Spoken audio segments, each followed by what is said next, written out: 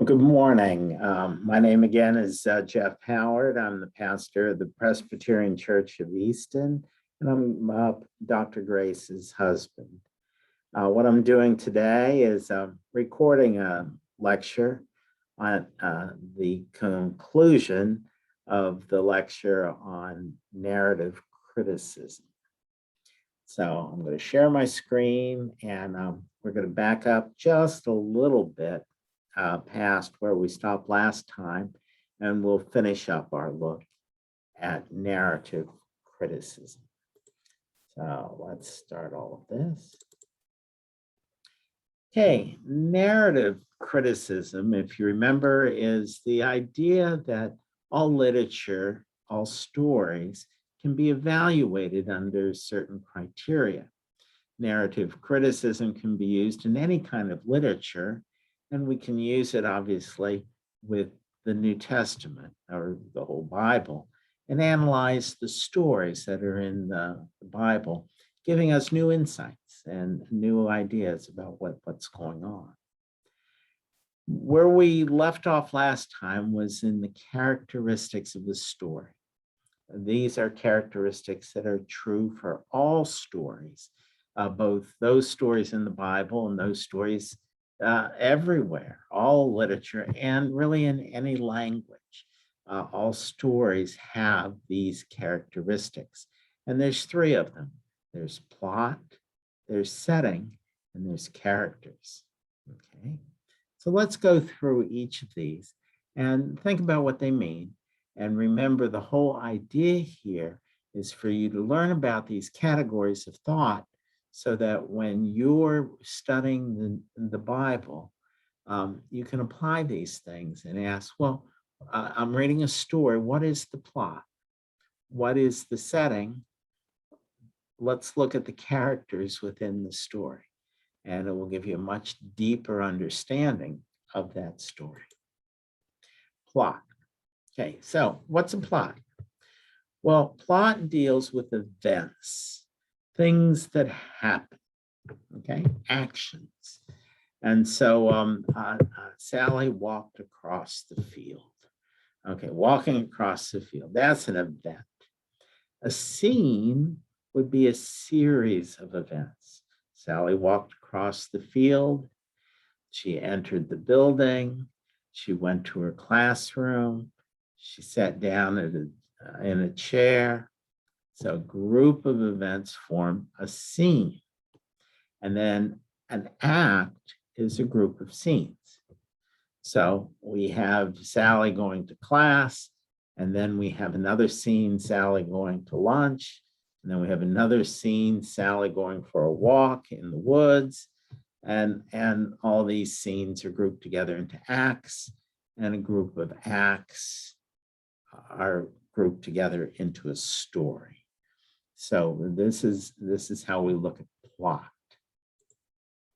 So plot is a series of events that moves the story from introduction to conflict to climax to conclusion. And this is what makes a story interesting. Whenever you're telling a story, you want to introduce it so people know what it is that you're talking about. As you tell the story, there needs to be some kind of conflict, some kind of tension, some kind of fear that's introduced. And then as you tell the story, the fear gets more and more and more and more and more and more until it reaches a climax. And then after the climax, then it settles down to some kind of conclusion. And so when you're telling stories, this is a very interesting way of telling them. So we start with introduction. In Mark 1, verse 14, we read this. Now, after John was arrested, Jesus came to Galilee, proclaiming the good news of God. Clearly, this is a story. It's a story about Jesus in Galilee. And this is the introduction. We know when it occurred. We know where it occurred. We know what Jesus is doing. It's almost like a news account telling us what, where, and when. But then we have also causation, a relationship between one event and another event. Something causes something else. We read this in Mark 1:45. But Jesus went out and began to proclaim it freely and to spread the word. Well, actually, I'm sorry, I made a mistake there. But he is a person who was healed by Jesus. But this person who was healed by Jesus went out and began to proclaim it freely, tell people what Jesus had done for him. And Jesus had told him, no, don't do this. But he did it anyway. So he went out, proclaim it freely, and to spread the word so that Jesus could no longer go into a town openly. Okay, so Jesus had told him to be quiet so that the word wouldn't get out, so Jesus could go from town to town somewhat anonymously at this point. But that's not what happened. He went out and told everybody, and what was the result? But he stayed out in the country, and people came to him from every quarter. Okay, so as a result of this man telling people what had happened, Jesus couldn't go from town to town anymore. He had to stay where he was, and people came to him. So we have a relationship. One event caused another event. All good stories will have that sort of thing. A good story has conflict, where the characters face opposition. Mark 1:12, and the Spirit immediately drove Jesus out into the wilderness. He was in the wilderness 40 days, tempted by Satan. You can't get much more opposition than being tempted by Satan in the wilderness. So you have conflict in the story. But you also have a resolution. Okay. Mark 16:6, but he said to them, do not be alarmed. This is an angel speaking, but an angel said to them, do not be alarmed. You're looking for Jesus of Nazareth, who was crucified. He has been raised. He's not here. So after the death of Jesus, which is the greatest conflict of all time, then we have a resolution, the resurrection from the dead. In addition to plot, you have story time. Story time refers to the time period of the story. Okay. In Matthew chapter 5-7, so 3 whole chapters of Matthew are about one sermon that Jesus preached, the Sermon on the Mount. Okay. But then we get to Matthew 9:35, and look what it says. Then Jesus went about all the cities and villages, teaching in their synagogues and proclaiming the good news of the kingdom and curing every disease and every sickness. So in Matthew 5-7, we have one sermon that lasts 3 chapters. In Matthew 9:35, in one verse, we have all this going on. So you noticed how it's sped up. Now we have far more time located in one verse in Matthew 9, and then far less time in 3 chapters in Matthew 5-7. So this is the order that things happen. How did the author place the events in a certain order? What's the speed of those events? Are they happening quickly, or is it happening slowly? And the duration, how long are these events taking? Is this taking a day, or is this taking a week, or a year? What's going on according to the story? Good stories will speed up and then slow down, and then speed up and then slow down. Then we have characters. Okay, so we have plot, which are the events that get lined up. We have the story time, which is how fast those events are coming at you. And now we have characters, and all good stories have characters. So we read this in Matthew 1:19. Mary's husband Joseph, being a righteous man and unwilling to expose her to public disgrace, planned to dismiss her quietly. Okay. So notice this isn't an event. This isn't a series of events or an act. This is a person, a character in the story. His name is Joseph. We know something about him. He's righteous. We know something about the conflict that he's going through and some plans that he's making. So these are traits, character traits of a character named Joseph. Now, there can be round characters and flat characters. What do I mean by that? Round character. A round character is complex, unpredictable, has multiple traits. So the Apostle Peter in the Gospels, it's constantly changing. He's a fisherman. He's a follower of Jesus. He's a leader of the church. He's a dynamic, changing person. Or we have flat characters. These are characters, they're simple, they're one-dimensional, they're very predictable, they don't change. These would be the religious leaders in the Gospels, the Jewish religious leaders who just, here's the rule, you better obey it. That's all they do. Okay. We don't know anything more about them. Characters can be dynamic. That means they can be like the disciples. They develop, they grow, they change. Or static characters. Character always remains the same, never changes. Okay? Good stories have both. So, something to think about. Jesus, as you read the gospel, is he a round character? Very complex things happening, or pretty flat? Is he just the same thing each event?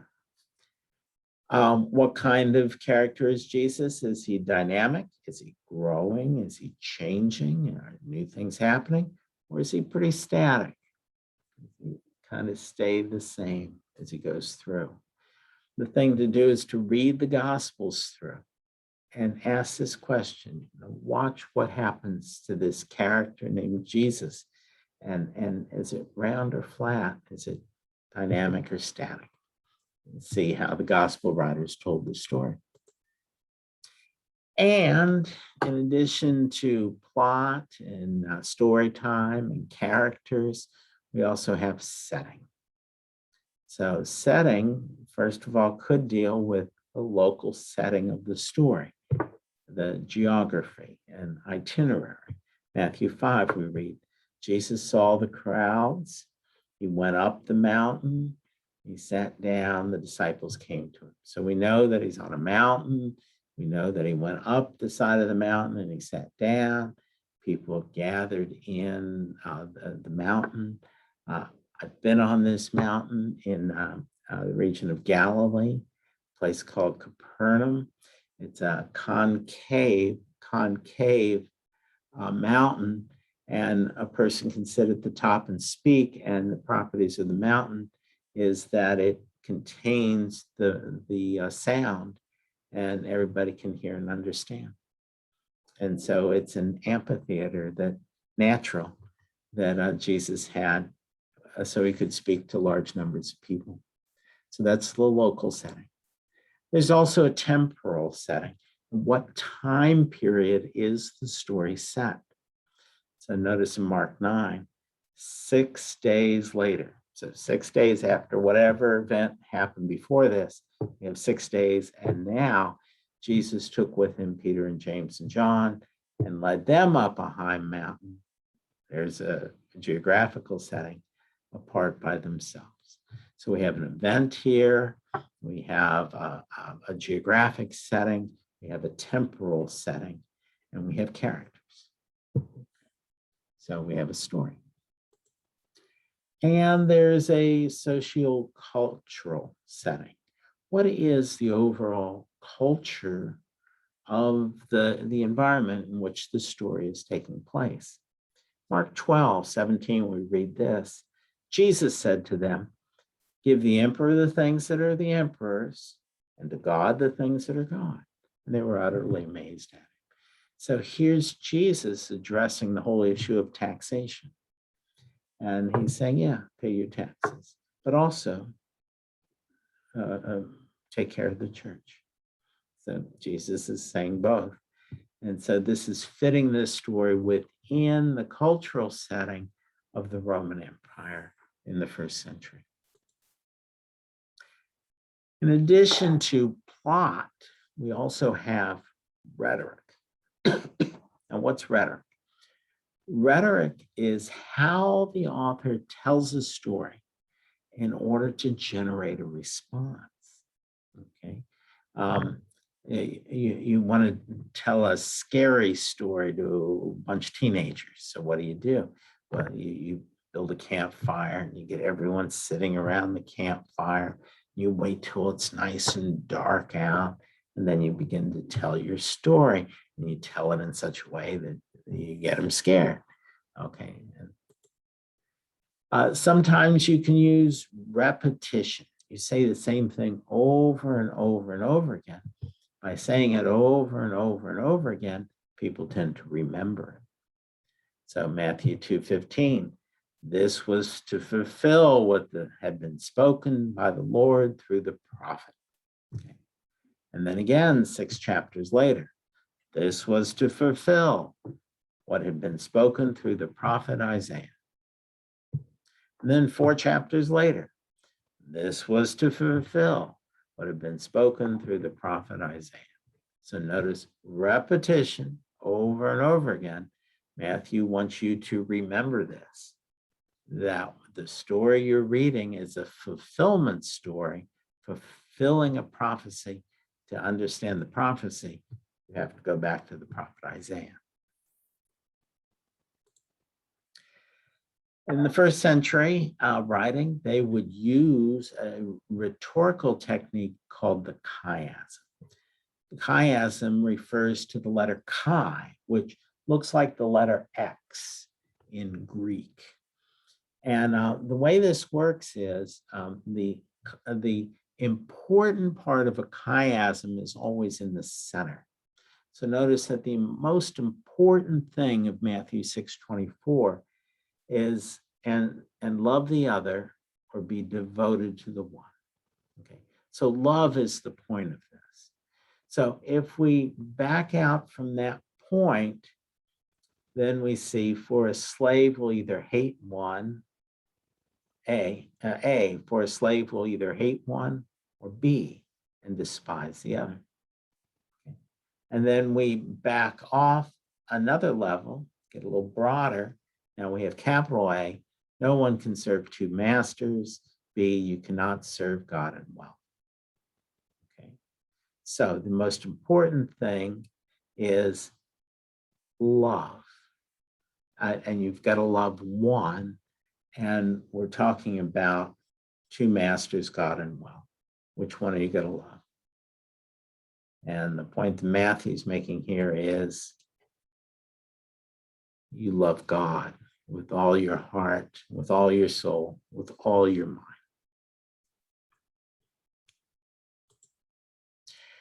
And then there's something called inclusio. This is an important technique in storytelling. You begin a story and you end the story with kind of the same thing so that the reader knows this is a contained story. Notice this in Luke 2, verse 40. The child grew and became strong, filled with wisdom, and the favor of God was upon him. And then Luke 2:52. And Jesus increased in wisdom and in years and in divine and human favor. Okay. So notice that we have 12 verses here. One begins with Jesus being filled with wisdom. 12 verses later, we have Jesus being filled with wisdom. So we have an inclusio, which means that everything in between these two must be looked at together. So we have one thing here that begins in 240 and ends on 252. That's an inclusio.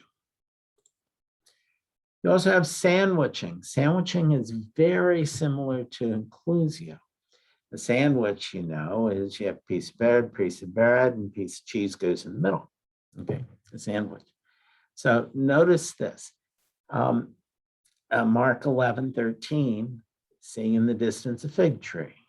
Okay, so Jesus sees a fig tree in 11:13. Then we have 11:20. In the morning, as they passed by, they saw a fig tree. Okay, so 11:13 is fig tree. 11:20 is fig tree. Okay, fig tree's off in the distance. What's happening in the 7 verses between 13 and 20? Well, Jesus is cleansing the temple. So if you want to understand what's happening with Jesus cleansing the temple, well, take a look at verses 13 and 20 and try to figure it out. It has something to do with that fig tree. And then symbolism. Symbolism is an important part of all stories. You have metaphors. Metaphors you equate two things. Okay. God is a rock. Okay, so you're putting God and rock together to show the firmness and the steadiness of God. Doesn't mean that God is actually a rock in all ways. It's a metaphor. You're saying that God, when you say God is a rock, you're saying that there's certain attributes of a rock that are also attributes of God. Simile is very similar. Simile is very similar to metaphor. Only you use the word like or as. Okay. He is just like my brother. Okay. So you do that, and it's a comparison. They're similar in some way. Similar. Okay. Similitudes, that's a long simile. Okay. So we were saying this is like this, and it goes on for a long time as you're describing the similarities and the differences.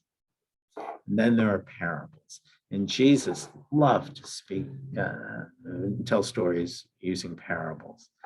These are short stories. So everything a story has, character, plot, all of that, rhetoric, all built into a story. But it's short. It's usually a short story, and it has some kind of symbolic significance. So the story refers not just to itself. It's not just the story, but the story relates to something that Jesus is trying to teach. Okay. That would be a parable. In rhetoric, in stories, you can also use irony. And irony is fun. It's a great thing that you can do to make a story interesting. The apparent meaning is the opposite of the real meaning. Okay. That's why it's funny. You say something where the meaning of what you just said is actually the opposite of what you're really trying to say. John 1:46, Nathanael said to him, "Can anything good come out of Nazareth?" Well, the implication here is nothing good can come out of Nazareth. But where did Jesus come from? Nazareth. That's irony. You're saying something that you know the opposite is true. And they'll usually get a chuckle for you. So, narrative criticism, a summary, all stories.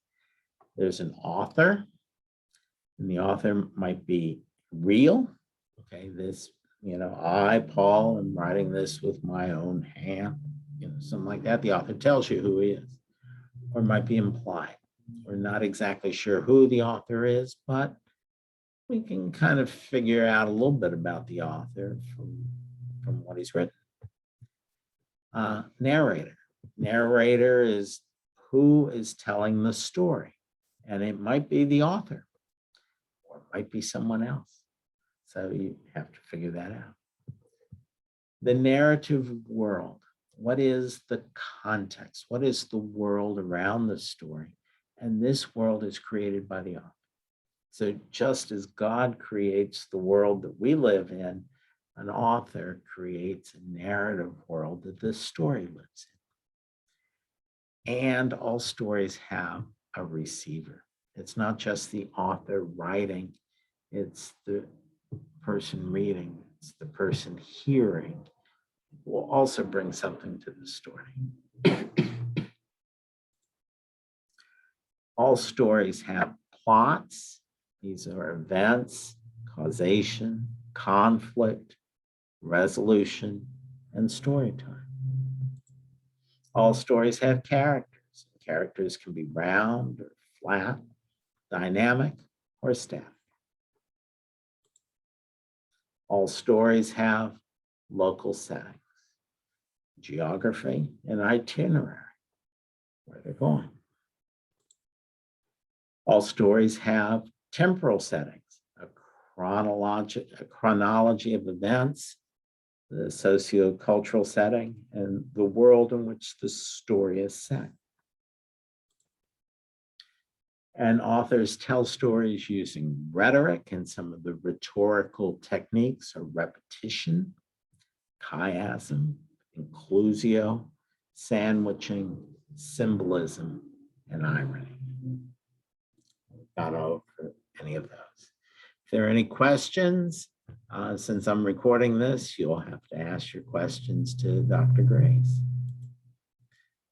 Let's pray. Heavenly Father, I ask, Lord, that you bless this class with all of this, help them to understand how stories are written and what makes them interesting, so that as they read about you in the Gospels, the stories will stand out and they will understand more of what you're trying to tell them. And pray all of this in the name of the greatest character ever written about, Jesus Christ. Amen. I will make a PDF of the slides so that Dr. Grace can distribute them to you. And I ask that God bless each and every one of you.